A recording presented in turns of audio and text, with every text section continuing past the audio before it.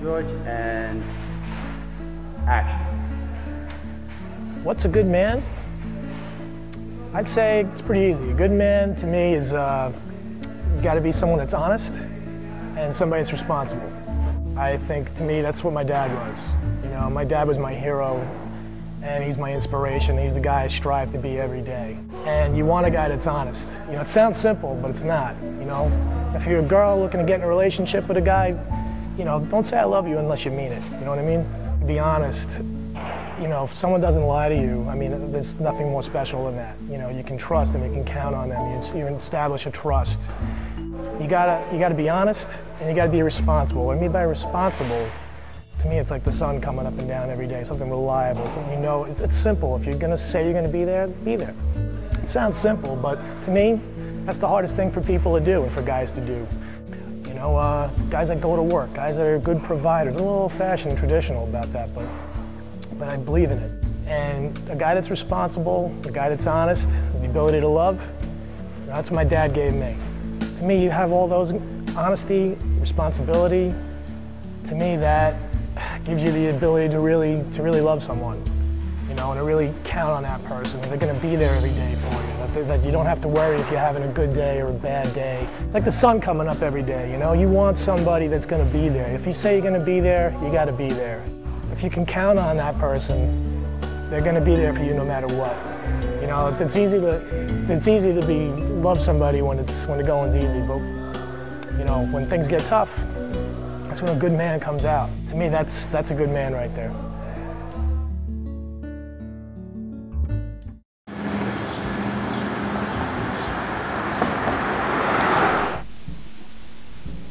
That's pretty cool, huh? It's got wings. I think Helena would like this. I think an effeminate Indiana Jones would like it. Meh. It's a pretty cool place. It's got Once Upon a Time. Helena told me she drove by here, and I figured maybe I'll pick her something up. You know, like ask her out. We're going to go out on a date pretty soon. I'm going to take her to a bowling alley. It's pretty cool. Interesting. Yeah. It's like if Norman Rockwell and Martha Stewart had a love child. Yeah. They got some cool stuff here. They got this. They got some glass. They got... Oh, look. Depression glass? What is depression glass? Like, it's like glasses in therapy for childhood issues? Or? I used to be sand on glass. No, I'm glass. You really gonna buy this, don't you? Well, yeah. You know, I mean... Before the date. Well, yeah, I usually buy things before a date. You don't actually buy it during the date. I thought maybe a nice little token. You know, instead of flowers, maybe something new and interesting. Who knows? She might like it. She's the type of personality that won't be like a little scared off by it, like a little too forward, or...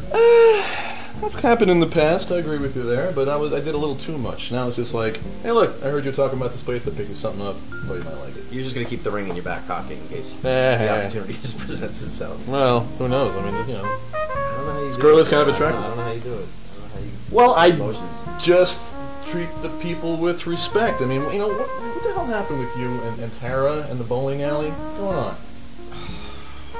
Come on, man. I mean, I was just kidding around. Kidding around? You made fun of her pink shoes. She loves those pink shoes. It looked like she stepped in, like, bubble gum. She's walking around these two big Bazooka Joes, you know, these gigantic... You're probably thinking she bought them here, huh?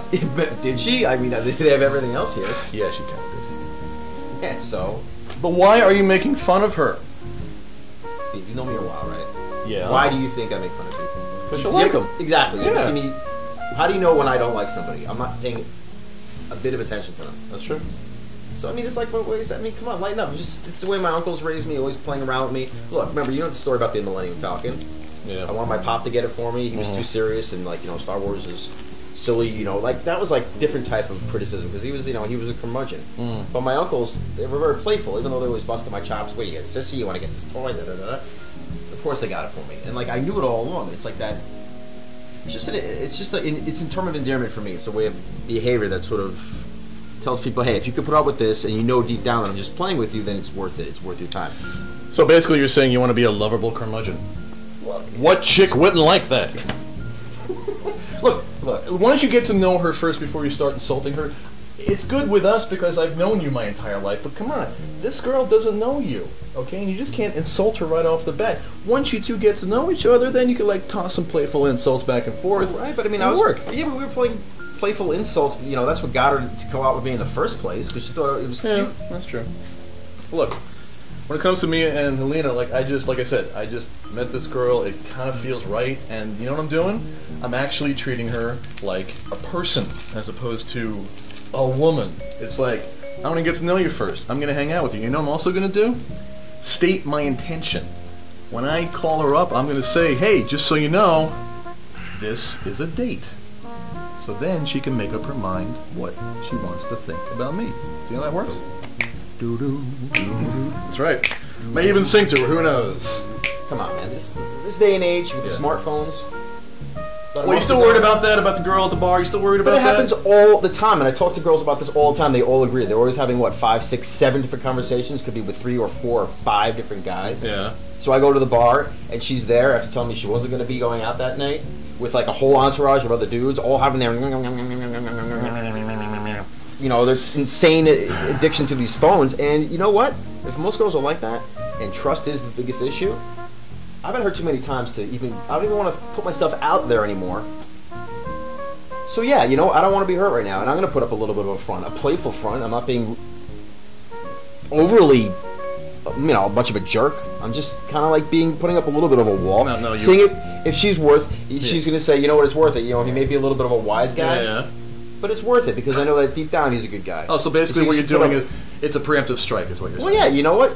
You know what? You know, am I worth it? Am I worth it? Show me. Or are you just gonna, you know, tell me what I want to hear and then show up at a bar with 18 of your friends? Look, when she finally gets to know you, she will see that you're worth it. But just get to know her as a person, okay? I know you don't realize what you do, why you do it, and how you do it. I'm telling you, as a friend, in my blunt way, stop being a jerk and just let it happen. Okay? Alright. So I'm going to pick something up for Helena here. Look, turn around. Ooh! Cookies. I'm amazed you didn't smell them. Chocolate chip cookies. She loves chocolate chip cookies. Lorraine. How do you know? Pack it up.